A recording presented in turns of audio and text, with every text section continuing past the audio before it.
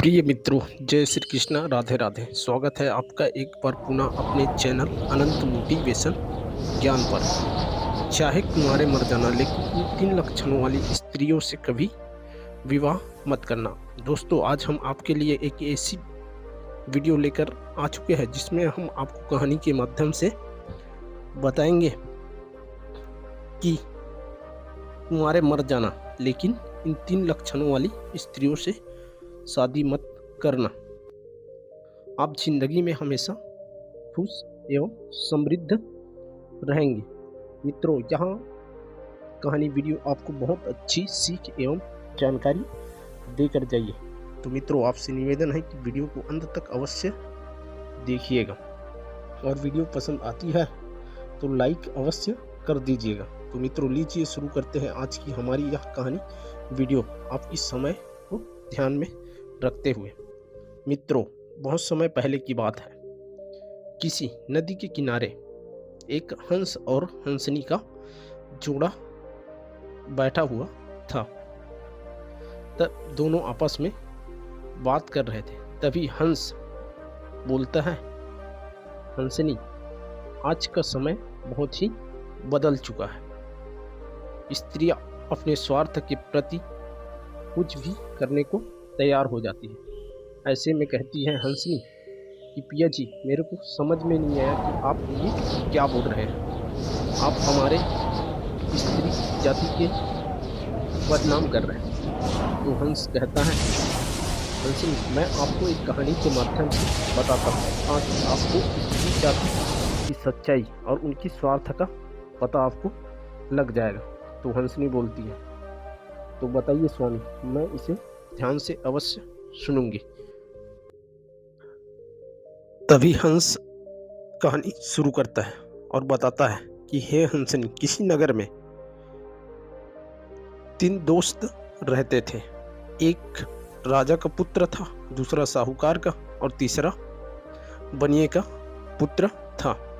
तीनों आपस में अच्छे मित्र थे और उनमें से राजा के पुत्र का विवाह हो चुका था और बनिए का पुत्र, जो कि बहुत ही चतुर और चालाक था।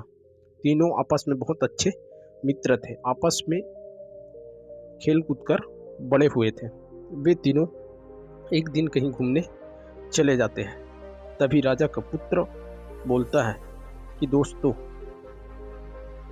हम अपने ससुराल चलेंगे और अपनी पत्नी को लेकर आएंगे। मुझे उनकी बहुत याद आ रही है, अब बहुत दिन भी हो गया है। तब दोनों दोस्त बोलते हैं कि तू तो अपने ससुराल में जाकर आराम से रहेगा, अपने ससुर के महल में, और हम कहाँ रहेंगे। तभी राजा का लड़का बोलता है, मित्रों, आप लोग कहीं सराय देख लेना और एक ही दिन की तो बात है, वहाँ अपनी रात गुजार लेना। तभी वे दोनों दोस्त भी सहमत हो जाते हैं और अगले सुबह वे तीनों निकल जाते हैं उस राजा के पुत्र के ससुराल और 2-3 दिन बाद वहाँ ससुराल के समीप पहुँच जाते हैं। तभी राजा का लड़का बोलता है कि मित्रों, आप लोग यहीं रुको, मैं अपने ससुराल जाता हूँ और सुबह आ जाऊँगा। तुम लोग कहीं सराय देखकर वहाँ रुक जाना। इतना कहते ही वह अपने ससुराल को निकल जाता है और ये दोनों दोस्त, जो बनिए का लड़का था और साहूकार का लड़का था, ये दोनों भी सराय ढूंढने लगते हैं। तो उन्हें कुछ दूर पर सराय नज़र आती है।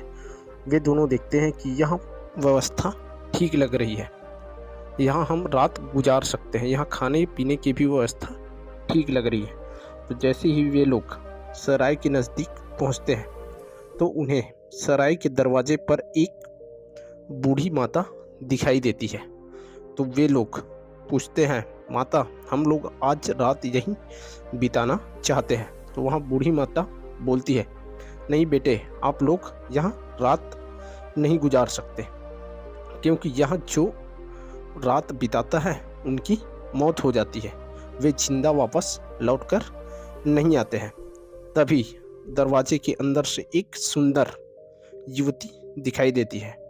साहूकार के लड़के की नज़र उस युवती पर पड़ जाती है। वहाँ उसे देखकर मोहित हो जाता है और अपने दोस्त को कहने लगता है, दोस्त मैं तो रात यहीं गुजारूंगा, तुम चाहे यहाँ रुको या न रुको, तुम अपने लिए किसी दूसरे सराय देख लो। इतना कहते ही वह उस युवती के पास अंदर चला जाता है।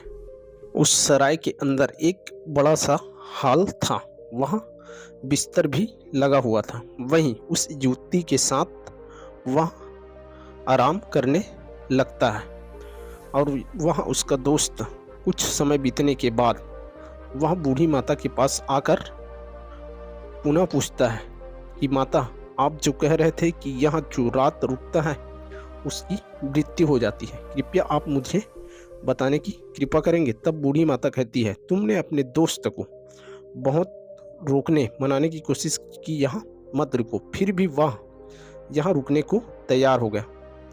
मुझे डर है कि आज रात उसकी कहीं मौत न हो जाए।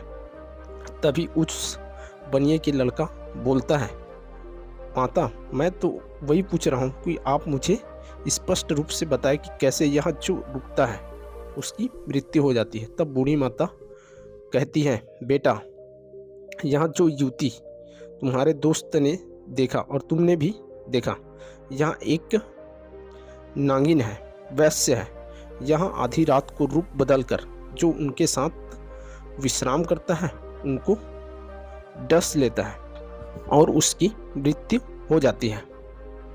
तभी वहाँ जो बनिए का लड़का था वहाँ डर जाता है और उस बूढ़ी माता से बोलता है, माता क्या कोई उपाय नहीं है कि मैं अपने दोस्त का जान बचा सकूं।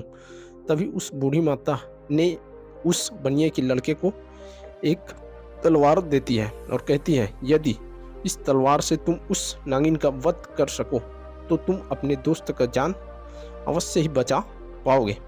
तो वहाँ बनिए के लड़का बोलता है, माता मैं अपने दोस्त का जान अवश्य बचाऊंगा, चाहे मेरी जान ही क्यों ना चली जाए।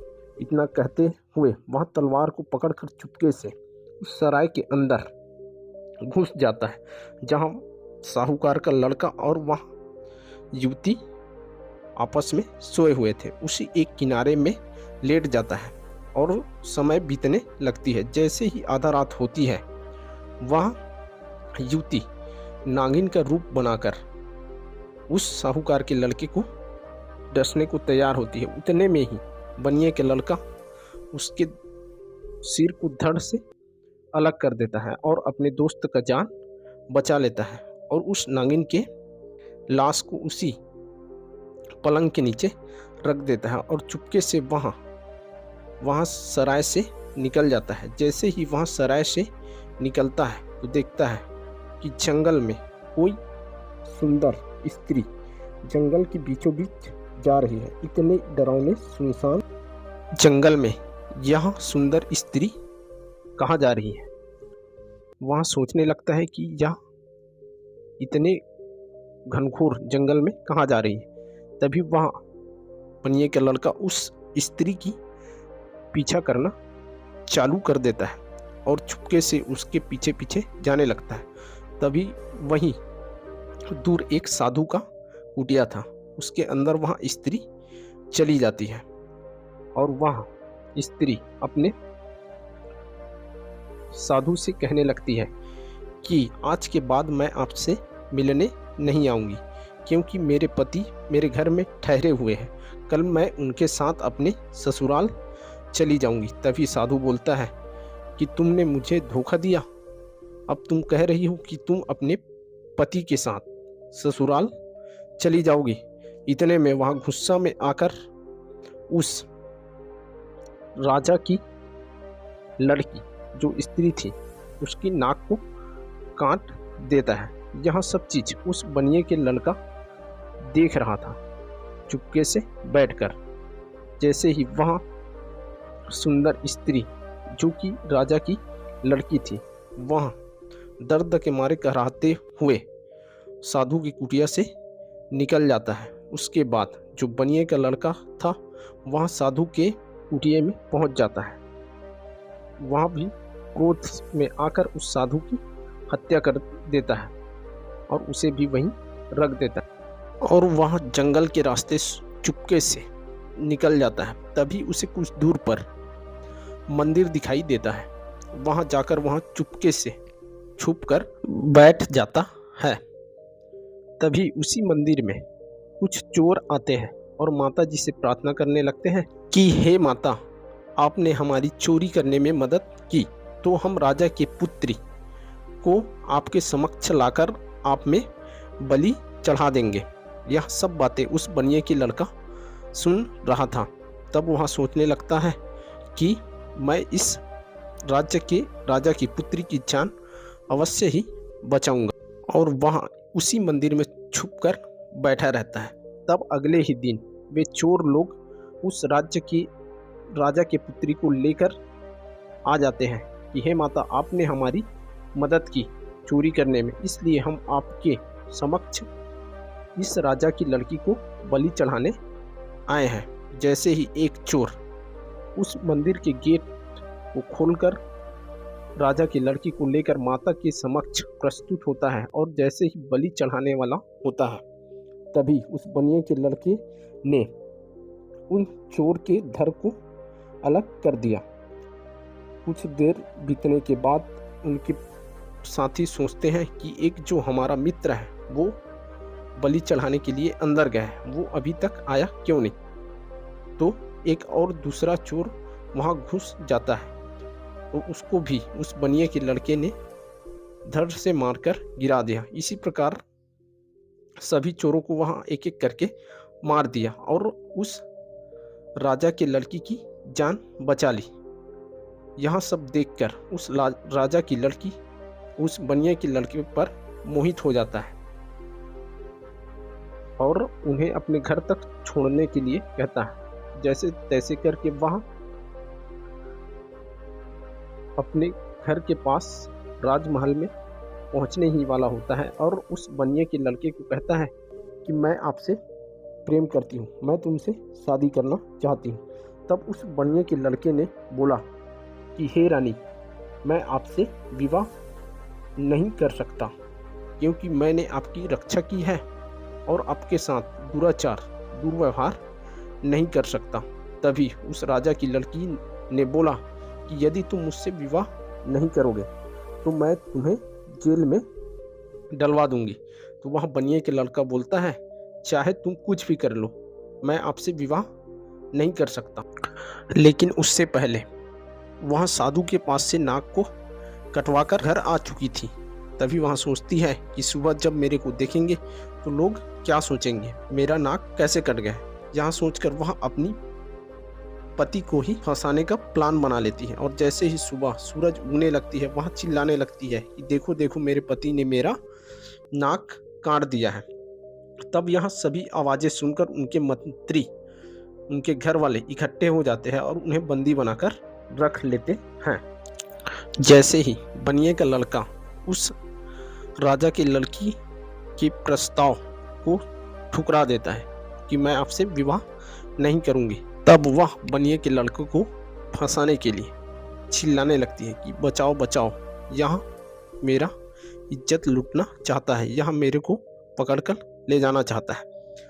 यह आवाज़ सुनकर मंत्री लोग वहाँ उपस्थित हो जाते हैं और उस बनिए के लड़के को पकड़ लेते हैं और उसे राजा के समक्ष ले जाते हैं और उन्हें भी बंदी बनाकर रख लिया जाता है। अब तीनों दोस्त एक ही जगह पर बंदी गृह में बंद कर दिए गए हैं। जो साहूकार का लड़का था वह उस सुंदर युवती नागिन के हत्या के जुर्म में उसे भी बंदी बना लिया गया था। इस प्रकार तीनों दोस्त बंदी बन गए थे। अब सुबह होती है, राज दरबार लगता है और तीनों को बुलाया जाता है कि इनको क्या क्या सजा मिलनी चाहिए करके। तभी सबसे पहले राजा उस साहूकार के लड़के को बोलता है कि तुमने उस सुंदर युवती की हत्या क्यों की। तब वह चुप ही रहता है, बार बार पूछता है तुम चुप क्यों हो, जवाब क्यों नहीं दे रहे हो। तभी महाराज, क्षमा प्रार्थी हूँ कि मैं बीच में आपको टोक रहा हूँ। ऐसा करके उस बनिए के लड़के ने बोला कि महाराज, मैंने ही किया है उस सुंदर युवती की हत्या। तो महाराज बोलता है कि हम सब कैसे मानेंगे कि उस सुंदर युवती की हत्या तुमने ही की है। तब उस बनिए के लड़के ने बोला, महाराज, मैं आपको सारी वाकया बताता हूँ। और महाराज और सभी दरबारियों को वहाँ पूरी कहानी सुना देता है। तभी राजा अपने मंत्रियों को बोलते हैं कि जाओ और देखो कि उस सराय में क्या उस युवती की लाश पड़ी हुई है। तो सभी मंत्री वहाँ जाते हैं और देखते हैं कि वहाँ सही में उस युवती की लाश पड़ी हुई है। यहाँ देखकर वे लोग दरबार में वापस आ जाते हैं और राजा को सारी सच्चाई बता देते हैं।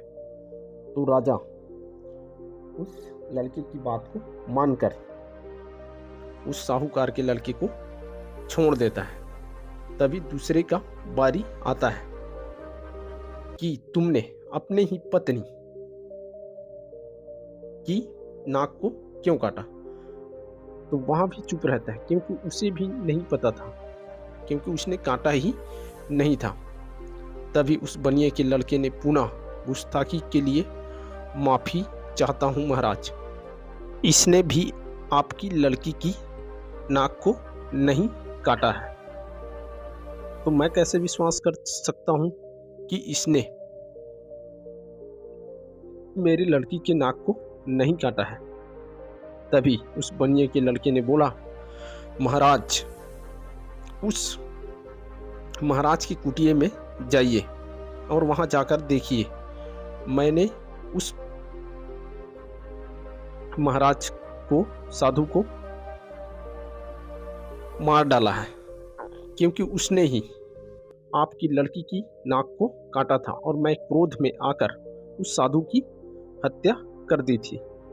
तभी महाराज बोले मंत्रियों से कि जाओ और जाकर देखो क्या यह सही बोल रहा है। तब मंत्री लोग जाकर देखते हैं और देखकर वापस आते हैं और राजा को बताते हैं कि वाकई में यह लड़का सही बोल रहा है।